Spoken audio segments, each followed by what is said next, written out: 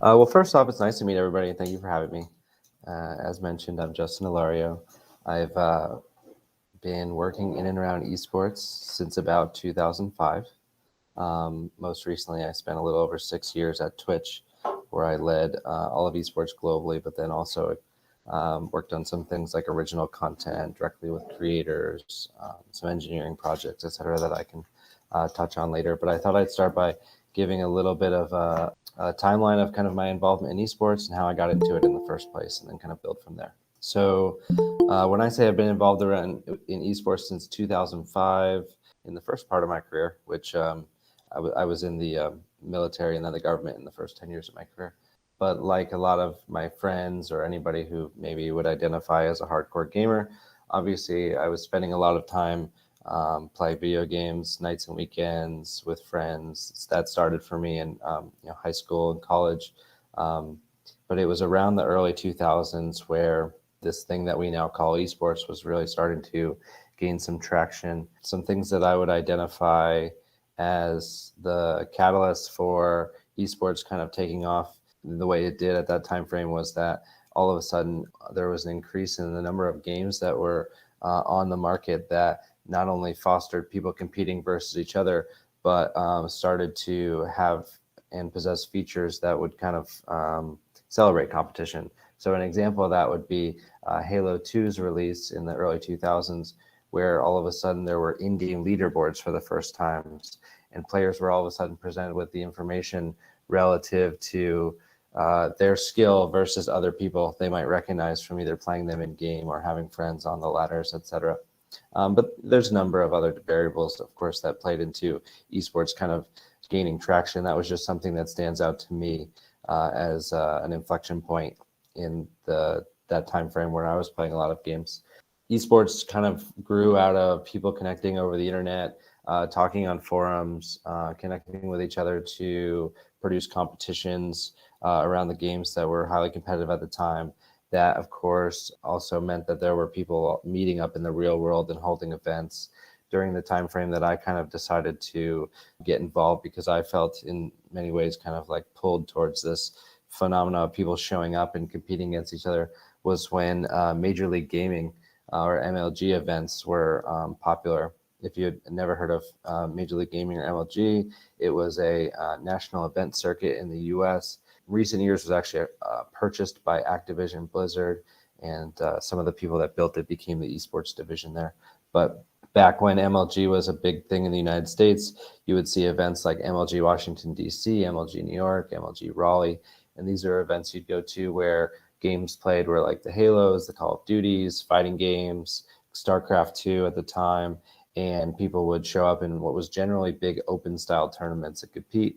I was somebody that was kind of felt gravitated towards that.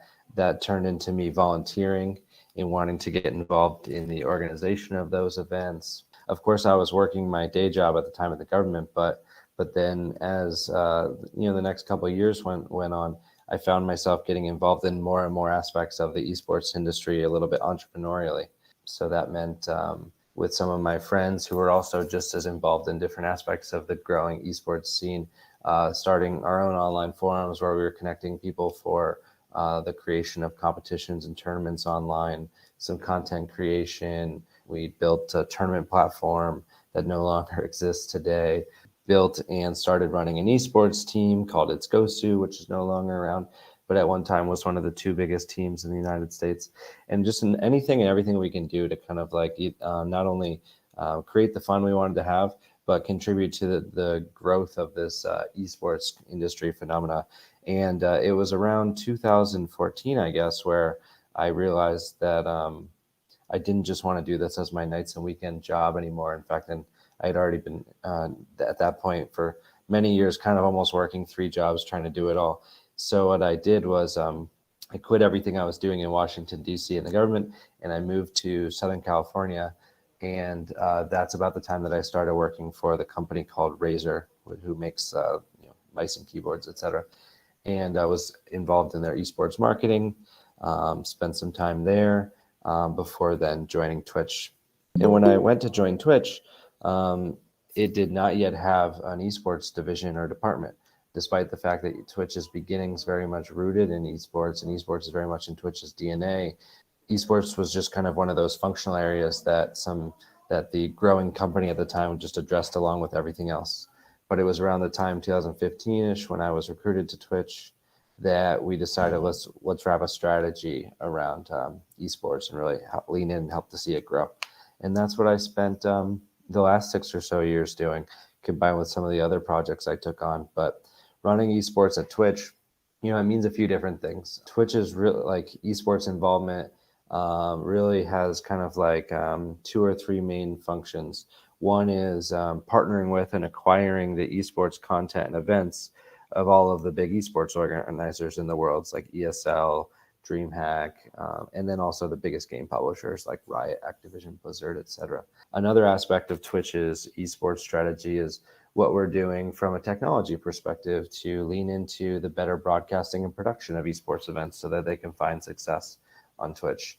Another aspect is commercialization. Oftentimes you'll watch esports events and you'll see that they're sponsored by commercial brands such as Coca-Cola. Well, Twitch has generally played a part in helping to commercialize those events, which puts money back in the organizers' pockets so they can afford to continue providing those events for the players and teams. And some other things in between. Twitch also has always generally leaned in and developed some of its own esports things. Most recently and currently, Twitch Rivals is Twitch's version of like casual competitive esports for these streamers on the platform. But if you go back to 2015-16, as a part of my strategy to help really speed up the growth of esports on Twitch, we leaned in and we were actually the operators of a number of the esports leagues ourselves. Esports circuits or leagues or event series out there that I actually personally built and created are things like Capcom Pro Tour, Tekken World Tour. I created all of Rocket League's esports in the RLCS. I think actually some of the people who've spoken with you previously might have included Lawler, who's one of the broadcast commentators in the Rocket League scene. I actually scouted him and found him as talent when we were building the Rocket League Championship Series in 2016. There was some involvement with building League of Legends esports, Magic the Gathering esports, et cetera, et cetera. Fast forward, though, to where things are now, as I'm now actually just departing Twitch and starting this other job. The things that Twitch is focused on most in esports skew even more toward that one thing I mentioned, which is commercializing it. And that's because in order to really get over this next major, what I would consider a phase of the esports industry growing, we need to improve the return on investment for the organizers and game publishers who are trying to build tons and tons and tons of content and events and competitions and reward players even more around the world. And that's going to take just attracting a little bit more advertising, coming up with some clever other ways to monetize the fandom of esports, whether that just be through like having more events where ticket sales can be sold, merchandising, etc. And I'm sure with everything going on right now in the world as it relates to like Web3 and NFTs and things like that, there's a lot of that on some of the esports organizers' minds too, as ways to potentially monetize the band around esports. But if people ask questions about any of that commercialization stuff, of course I can go into it, but I didn't really intend to get too far into it right now. But that's kind of my esports background up through most recently, like what I was doing in esports at Twitch, and just to briefly cover what I'm heading to do and what I'm doing in this new job. I'm working for a pretty large tech company in Europe now, who, as it relates to video games and esports, they're focused on new technologies and interactive experiences, specifically around what we can call like skills-based competitions. Not a lot to talk about there today, but it's generally a technology-focused job in esports. But I understand that some of the things that are of value to you all and that you want to hear about as it relates to the gaming space and or esports or Twitch is just what people have done or are doing to find success on Twitch, how that all works, or more specifically in esports, what success looks like as a content producer on Twitch. And I think that, the best way to describe it from my point of view is that a very diverse number of things work well on Twitch. And sometimes when success has been struck, it was a little bit of an accident or lightning in the bottle. And then in some cases, it was a very curated approach to delivering content that then really attracted viewers. And therefore, that's why those things were successful.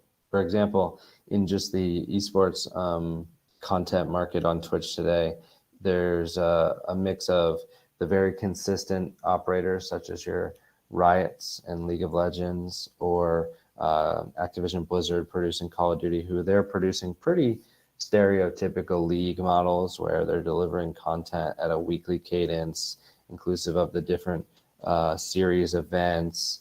And those are predictable and available.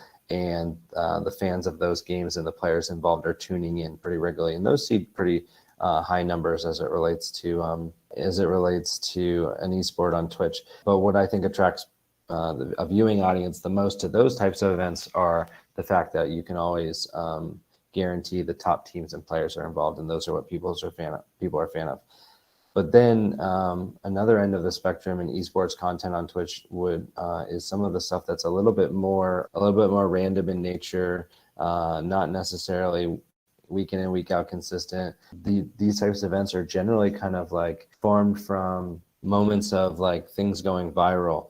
A big play is shared via a clip on Twitch that turns into tweets and posts and Reddit posts, and those call for all of a sudden a large number of people to come in and see what's going on for themselves. And then that's when we see those very large peaks.